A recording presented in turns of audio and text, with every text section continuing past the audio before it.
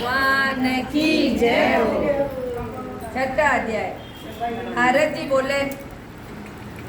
जी बोले, हे राजन, वैशाख महीने में मार्ग में चलने से व्याकुल और प्यासे मनुष्य को जो जल दान नहीं करते वह पक्षी की योनि को उगते हैं। उदाहरण के लिए हम ब्राह्मणों के घर की छिपकली का प्राचीन इतिहास कहते हैं। यह परम अद्भुत संवाद और प्राचीन काल में इक्ष्वाकु के वंश में हमारे हेमान नामक एक राजा हुआ। वह ब्राह्मणों का भक्त, आनंदी, जीत शत्रु और जितेंद्रिय था। पृथ्वी में जितने भी बालू के कण, समुद्र में जितना भी जल के बिंदु और आकाश में जितने तारागण हैं, उतने में गो उस राजा के दान की। उसने बहुत से यज्ञ किए। उस यज्ञ में कुशाओं की पृथ्वी पर कुशा दिखाने लगी और गो, भूमि, तिल, स्वर दान बहुत से ब्राह्मणों को प्रसन्न किया। ऐसा दान नहीं हो इसने नहीं किया, परंतु वे राजन, सुख की इच्छा करने वाले इस राजा ने एक जल का दान नहीं किया।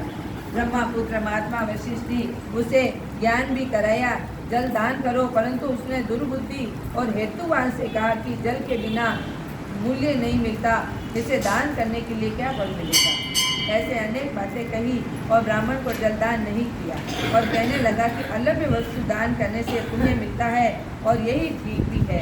राजा लूले, लंगड़े, दरिद्र, जीविकाहीन ब्राह्मणों की तो सेवा करता था, किंतु वेद पाठी, तत्वज्ञानी और ब्रह्मवादियों की पूजा नहीं करता था। वह राजा कहा करता था कि विख्यात ब्राह्मणों की पूजा सेवा तो सभी करते हैं, परंतु अनाथ, बिना पढ़े लिखे, लूले, लंगड़े ब्राह्मण और दरिद्रों की बड़ी दुर्बुद्धि है। तो ऐसे ही लोगों को मेरी दया के पात्र है। इस प्रकार वह दुर्बुद्धि कुपात्रों को दान देता था। वह महादोष के कारण 3 जन्म तक उसे चातक की योनि मिली। फिर 1 जन्म में गीत बना, 7 जन्म तक कुत्ते की योनि में रहा। फिर है राजन, वह राजा के घर में एक छिपकली की योनि में जाकर रहा। उसका नाम श्रुति और मिथिलापुरी का राजा था। छिपकली घर के दरवाजे के चौखट के ऊपर कीड़ों का भक्षण करती हुई 27 वर्ष तक वहीं रही।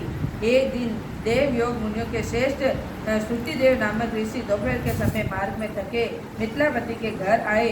ऋषि को देखकर राजा अत्यंत प्रसन्न होकर सहसा उठकर खड़े हुए और आदर सत्कार से साथ मधु अपान पूजन करके चरण धोने लगे और चरणोदक को अपने मस्तक पर छिड़का। उस देव योग की एक बूंद उस छिपकली पर गिर पड़ी और जल की बूंद पड़ते ही उसे ज्ञान हो गया। नाना योनियों से दुखों से दुखित ब्राह्मण देवता भी हाहाकार कहने लगी, हे ब्राह्मण, मेरी रक्षा करो। एक छिपकली का ऐसा शब्द सुनकर ब्राह्मण को बड़ा आश्चर्य हुआ और कहने लगा कि हे गोदा, तू कहाँ है, क्यों विलाप कर रही है और तेरी यह दशा कैसे हुई? तू देवता है कि पुरुष है, कोई राजा है अथवा ब्राह्मण है? हे महाभाग, तू कौन है? कह दो तो सही, आज तेरे उद्धार करूँगा। ऋषि की ऐसी बात सुनकर वह राजा महामतिमान श्रुतिदेव जी कहने लगा कि हे ब्राह्मण, मेरा जन्म इक्ष्वाकु कुल में हुआ और मैंने वेद शास्त्रों से पूर्ण ज्ञाता था। पृथ्वी पर जितने रज कण और जितने जल बिंदु, जितने आकाश में तारागण, उतनी ही गौ मैंने दान में की। मैंने सभी यज्ञ किए, वापी, कूप, तालाब बनवाए, अनेक दान किए, धर्म पूर्ण राज्य से किया। यह मेरे ही दुर्गति हुई और मुझे स्वर्ग न मिला। 3 जन्म तक मैंने चातक योनि मिली, 1 जन्म में गीत हुआ, फिर 7 जन्म तक कुत्ते की योनि पाई। अभी यह राजा आपके चरणों तक छिड़क रहा हूँ। ये एक जल की बूंद उछल कर मेरे ऊपर आ पड़ी। उसी के पड़ने से मुझे पूर्व जन्म का स्मरण आया और मेरे सब पाप दूर हो गए। हे दीक्षित, 28 जन्म तक मुझे छिपकली की योनि भोगनी पड़ी। इस तरह देवी सृष्टि दिखाई देती है, अतः मैं अब जन्मों से डरता हूँ। हे दीक्षित, मेरी दशा कैसी हुई ये विस्तार से कहिए। ये सुनकर दिग्ध इक्ष्वाकु के द्वारा वृत्तांत जान लिया और कहने लगा कि हे राजन, मैंने तेरी इस बुरी योनि का कारण कहता हूँ, चित्त लगाकर सुनो। तूने माता भगवान के प्यारे वैशाख में जल दान नहीं किया। तूने जल के सुलभ समझकर निश्चय कर लिया कि यह बिना मूल्य का है, अतः मार्ग में चलने वाले और धूप से पीड़ित ब्राह्मणों को जल दान नहीं किया।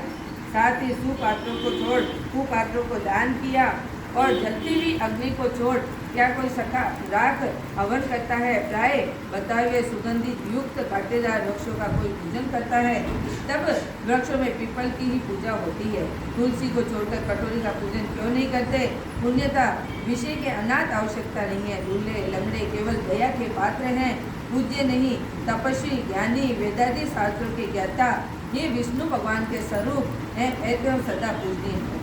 इतने में ज्ञानी ब्राह्मण सदैव ही विष्णु भगवान के अत्यंत प्यारे हैं।